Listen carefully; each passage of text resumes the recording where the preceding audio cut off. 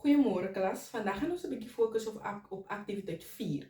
So aktiwiteit 4 gaan oor die finale aanbieding en publikasie.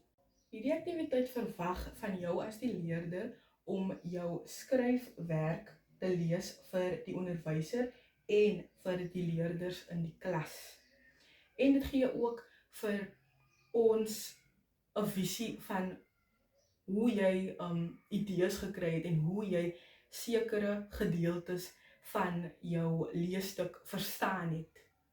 Kom ons kyk na die aktiwiteit. Aktiwiteit 4. Finale aanbieding en publikasie. Finaliseer jou werk.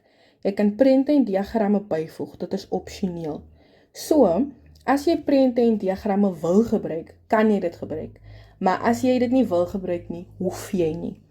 Kom ons kyk wat hierdie aktiwiteit van julle verwag. Nommer 1.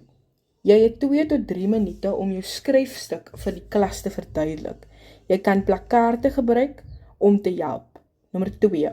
Kies enige manier van aanbieding wat vir jou die gemaklikste gaan wees. So hierdie aktiwiteit verwag van jou om 2 tot 3 minute jou skryfstuk aan die klas te verduidelik. En as jy plakkaarte wil gebruik, kan jy. Maar as jy nie wil nie, hoef jy nie. En dit verwag ook van jou om aan te bied op 'n manier wat gemaklik is vir jou. Soos byvoorbeeld, as jy voor die klas wil gaan staan en dit wil lees en verduidelik met jou hande, kan jy. Maar as jy ook wil vorentoe gaan met diagramme of prente of plakkaarte, kan jy ook dit doen. Die aktiwiteit gee ook vir ons 4 belangrike wenke. Wenk nommer 1. Praat duidelik en met selfvertroue. 2. Maak oogkontak met die klas. 3. Wees trots op jou werk. 4.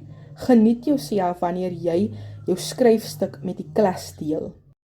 Baie dankie vir julle aandag. Ek hoop julle verstaan wat hierdie aktiwiteit van julle verwag en ook baie sterkte met julle aanbiedings.